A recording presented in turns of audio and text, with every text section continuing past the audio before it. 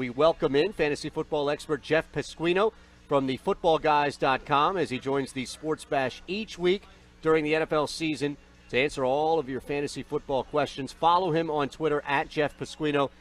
Jeff, Eytan Shander in for Mike today. It's always a pleasure to chat, get some advice and some insight. You've won me a couple of weeks this year, so I appreciate that personally, and I know that I don't speak alone by any means. So a lot of people out there are benefiting from your advice as well. Thank you, and good afternoon.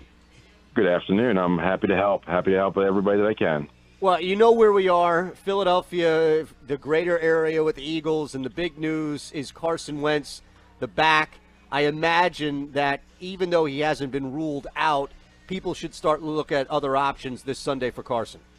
Absolutely. Nick Foles is a reasonable pickup and plug in, and I've got ties to the exactly where you're at. I grew up in South Jersey, so I know how solid that Eagles fan base is. So, right.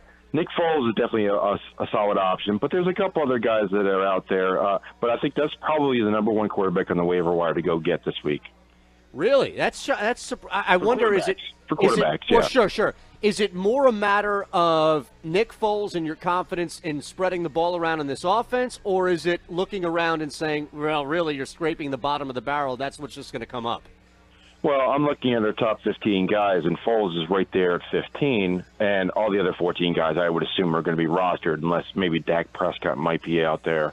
But most of the other guys, you're not going to go pick up on Mahomes or a Breeze, so you're looking at Nick Foles. But that's expected to be a pretty high-scoring game. There's only 3 games this week that have totals that are projected over 50 points, and those are the 3 games you want to target. Tonight's game, the big game with the Chargers and the Chiefs, Rams, Philly, and New Orleans, Carolina. Tonight, any big plays that jump out at you? I know sometimes you look at the road team and try to think, all right, if you're going to get as much productivity during the year as you can, but any big matchups, knowing that there's going to be a lot of firepower on offense on either side, but any big plays that may be outside the obvious? Well, I think there is one, but I'm not ruling the Chargers winning this game out at all. I think that they are the second-best team in the AFC, and they gave the Kansas City a good run back in September. They match up well. Kelsey only had 1 catch for 6 yards the first matchup, so a little worried there, but he's going to get plenty of targets. You got to roll out Kelsey, Mahomes, Tyreek Hill. But the guy I'm looking at is Damian Williams for Kansas City. Spencer's out, so I think that he's going to be the lead back for Kansas City, and a lead back on a team that's going to be in a high-scoring game. I want Damian Williams on my lineup if I need a running back. Jeff Pasquino joining us, Eytan Shander in for Mike Gill. Looking at, I know we've got some Saturday action as well. We'll start with that Cleveland-Denver game, kind of go in reverse. Anything big? We'll get to more positions on Sunday, but the Saturday matchup, Cleveland-Denver, not 2 great teams, but what jumps out at you as far as maybe somebody that you can take advantage of a matchup this late in the season? Well, I think the Denver wide receivers, the young guys, looked pretty good last week. Deshaun Hamilton has saw plenty of targets, and I think the running back, Philip, I've been all over Philip Lindsay all year long. Yeah. I think he's a solid play. Tim Patrick is a solid pickup as well. Denver, Cortland Sutton is going to be number 1 wide receiver, but Deshaun Hamilton is the other guy I would pick up. I also like, looking at the tight ends a little bit. It's always been a tough position, but I think Njoku is probably rostered for Cleveland, but I'm looking at Hamilton as a solid pickup for a wide receiver spot in a tough game. And I think you have to look at what they did with Jarvis Landry last week. I think he's going to be a solid play this week as well. You can hit us up on the text board. Any questions you have for Jeff, 609-403-0973. Josh compiling them as we speak, so we'll get to some of them for you as well. And the other game that we see with the Jets and Texans before that, I know Houston has been bouncing back from that 9-game win streak that they had snapped last week. Is there anything redeemable that you can find on the Jets? Is Sam Darnold an outside play for maybe somebody who has Wentz or is looking for another quarterback? Well, it's not an ideal matchup, but at running back, Elijah McGuire is going to see the bulk of the work because he's really the only healthy back that they have. So you're looking at 15 to 20 touches, and you never know if he's going to hit the end zone. So that's a solid running back, too, with a little bit of upside as they try to keep the Houston defense a little bit balanced and not just putting their ears back and rushing the passer every down. Quarterbacks that we haven't mentioned in the early games, what are the big plays as far as matchups that you see this weekend, Jeff? Well, obviously, I think Mahomes is a solid guy, but Sure. Guys that we're looking at, Deshaun Watson looks to be a top 10 option against the Jets. I like Cam Newton against the Saints. That should be a shootout.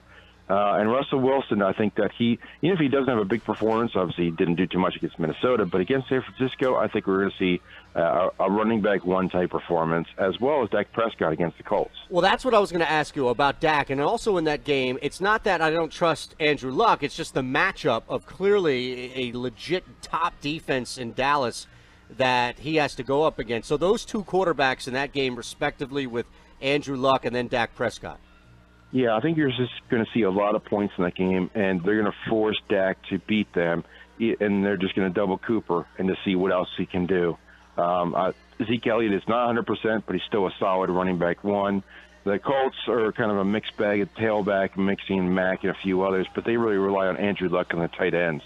So I think it's going to be two very solid defenses trying to dictate what the other offenses are going to do. But you're going to see 27-24 type game in that matchup. All right, Jeff, before we get to the running backs, let's get a couple of texts up there. Josh, you have a couple of texts for Jeff? Yeah, I got a couple here. All right, Jeff, here you go. One guy says that PPR league, he's had some bad matchups, but he's trying to win some money this round. Kenyon Drake, Marlon Mack, or Josh Adams? I think Drake's got a horrible matchup. He's right against Minnesota. That's a tough one. I like Marlon Mack. I think that they use him more at the goal line. Josh Adams gets subbed in and out against Philly. It is a higher scoring game. I don't mind that choice, but I think Marlon Mack is the guy I go with the highest probability of a touchdown. PPR league, they say they need to pick 2 out of 3. Jarvis Landry, Robert Woods, or Beckham Jr.? This is not going to be a popular decision, but I would bench Odell Beckham Jr. I think that Robert Woods is going to get a lot of targets in that Rams game against a bad secondary for Philadelphia. Jarvis Landry was Mr. Everything last week, running, passing, receiving. He did everything. Those are 2 guys I put in. One guy texted in and says, Jeff, please help me. Marlon Mack or Garrett Blunt? Blunt, it's not a great matchup for Detroit. I don't like that game at all. They have no good parts in Detroit. They have one wide receiver. I would go with Marlon Mack. Another guy texted in and says, Jeff, I picked up Josh Reynolds. He hasn't worked out for me. Should I keep him in my lineup? I think you should. He's getting the targets. He's getting the looks. They faced the Bears last week. It was a tough game. So I think give him another week. Josh Reynolds has that 2-touchdown upside. You can't say that very much about a wide receiver you pick up. Jeff, I'm sorry, Josh. Yeah, just one more here for Jeff. Texter chimes in and says, should they stick with Lamar Jackson or pick up a guy off free agent wire? Unless you can get like Nick Foles, I always stick with Jackson. You like Foles better than Jackson? It's close. I think it's pretty close, but I do like Foles a little bit more than Jackson, yeah. Running backs that jump out on Sunday for you? The ones that I like on Sunday, I think Joe Mixon has got a great matchup against Oakland, but I wouldn't be surprised if Doug Martin, who could be on some waiver wires, does some good things against Cincinnati. It's a bad defense. I mentioned Williams for tonight. I mentioned Elijah McGuire. Justin Jackson, it could be interesting tonight. I don't know if Melvin Gordon is going to be the guy. Yeah, they're trying to get him ready. It's a huge game, as they said. And one other guy that's probably on waiver wires, or could be about half the time, Ito Smith for Atlanta against Arizona. I think Ito Smith, he's out-touched Tevian. He's out-touched Coleman the last 2 weeks, so I think Ito Smith is the guy for Atlanta. It's also Atlanta's last home game. 4 teams have their final home game this week. They're extra motivated for their fan base. Atlanta, Cincinnati, Jacksonville, and Chicago. Is there any silver lining at that position with a bad team? I don't know. I'm thinking in my position, right? I've dealt with so many injuries that I had to rely on Jalen Richard a week or two, and that just explains how dire of a situation I'm in. But when you look at bad teams and you think, okay, matchup, is there anything or anybody that can kind of fit that explanation or definition when I throw that kind of scenario out? Well, you look at the matchup and who they're playing. Like, again, going back to Doug Martin against Cincinnati, it's a good matchup because Cincinnati can't stop anybody right now. And you also look at bad teams. It's a weird week. You got some bad teams that are actually good favorites. You've got Atlanta as a good favorite and Jacksonville as a good favorite. Ito Smith and Leonard Fournette are both good options this week against Washington. Wide receiver question for you. Same game. The options: Corey Davis or Sterling Shepard. Corey Davis. I mean, I'm sorry, not Sterling Shepard. Pardon me, I was looking at the wrong thing. It was Corey Davis or Demaryius Thomas. Two different guys. Sorry. Oh well, Demaryius Thomas is the guy. I go there. I like Corey Davis for a big play. I don't trust Mariota. The Texans don't have any wide receivers really after their third guy, who's barely alive, a Kiki QT, and he's not 100%. So Thomas is going to see a lot of targets as well as Nuke. Jeff, always appreciate the coming on here. At Jeff Pasquino is how you follow him if you're not already, and you can see the insight each and every week. Fantasy football expert, of course, from footballguys.com, thefootballguys.com, as he joins the Sports Bash each and every week here. Jeff, thanks again, man. Thanks. Enjoy the games.